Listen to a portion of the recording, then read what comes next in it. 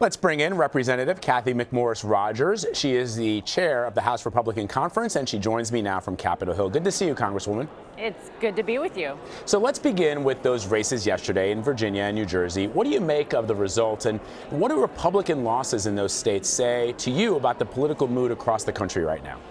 Well, when I look at those races, what I see is just the importance of us as Republicans getting results, getting this tax reform package across the finish line onto the president's desk. It's pro-family, it's pro-economic growth, and I think a lot of people in the country look at the Republican majority and they want to see us getting these big things done. Doing the big things is not easy, but we just need to do that for the people all across this country. Do you have a sense that perhaps there is an anti-President Trump mood that is sort of taking root across the country? You know, I really think that the country wants to see us really focus on people, focus on the policies that are going to make a difference in people's lives. And as we can do that, as we can get this tax relief package across the finish line, I think that that's going to just lift everyone. It's going to just make everyone more optimistic about the future, about the opportunities that we have as Americans. And I think that's what they want to see, and that's what they need to see in their leaders right now. And we're going to talk about the tax plan, but I just want to get your reaction to two congressmen in your conference, Frank Lobiondo and Ted Poe of Texas, announcing their retirements yesterday. That means nearly 30 House Republicans have left office or announced their plans to leave within the past year. What's the impact of that sort of exodus on the party? Well, these are two really great members. You know, when I talked to them, they said it was just their time. One thing about the House Republican Conference is that we have a lot of new members, new blood. 2/3 of the Republicans serving in the House have been elected since 2010. It brings new energy, new enthusiasm. We are excited to go to work with President Trump to get things done, and that's where that just needs to continue to be our focus. We have a window of opportunity. Obviously, after the 2016 presidential, we have the majorities in the House, in the Senate, and that's where the people elected us to do those big things. And even with last night's election, this off year, I really think that as Republicans, we need to show and deliver for people. So you're not worried that these retirements might make it harder for your party to continue to control the House in 2018? Well, open seats always, create more competitive races. But I just would also highlight that in the House, you do get significant turnover every cycle. And the fact that we've had a lot of new members elected in recent years, 2/3 of our conference has been elected since 2010. And you kind of want both. You want those that have been around and know this place, but you also want that new blood that challenge the status quo. And that's what we're really about right now as Republicans, is challenging the status quo, putting us on a different future as Americans, one that ensures that we're going to be stronger, that we're going to be more prosperous, and that everyone has an opportunity for a better life. All right, let's talk about that. Let's turn to tax reform. You recently met with Vice President Pence and Ivanka Trump, the president's daughter, about taxes. What did you guys discuss?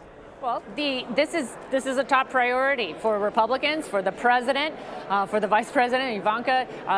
It's all hands on deck as we want to deliver this pro-family, pro-economic growth tax relief for hardworking men and women all across this country. And we talked about some of the specifics related to small businesses. Is our goal to bring down small business rates to World War II levels, the lowest rates that they've seen since World War II. We talked about the child tax credit, which has been one that Ivanka Trump has been championing, and we expand that child tax credit. And we were talking about whether we could do more. We also introduced a family dependent care. So we want to really focus on families while also providing that economic growth. Small businesses are the economic engine of this country, and we've seen static economic growth, stagnant wages, and we want to ensure that these policies are going to increase take-home pay and increase the job opportunities that people have. The president just recently, as last week, said the Democrats will say our tax bill is for the rich, but they know it's not. But early analysis shows that the highest earners in the United States would earn as a group, they'd receive twice the tax benefit that middle-class Americans would receive as a percentage of their income. So there are some losers in this plan. How do you address that? When you look at the average median income in America, $59,000, they are going to see a tax reduction of 75%. It's estimated $1,200 more in their pocket. And as you think about the holidays around the corner, what that means, that's real dollars. Also, the estimates on wage growth, the Council of Economic Advisors estimating that wages would go up 8% for Americans. That is, higher wages, more take-home pay. It gives you more money to decide how best to spend, whether it's saving for retirement or paying off the mortgage or helping with a remodel. That is our goal, is low, middle-income families, and that's been our focus, as well as small businesses that are where 70-80% of the jobs are created. Many people would agree that $1,200 in the pockets of working Americans is certainly welcome. But on the other hand, wealthy taxpayers are going to, with the repeal of the AMT, the alternative minimum tax, and it doesn't change the carried interest rate, which obviously would benefit private equity managers and folks that are very extremely wealthy. How do you respond to critics who say that this plan overwhelmingly benefits the wealthy? It's just not correct.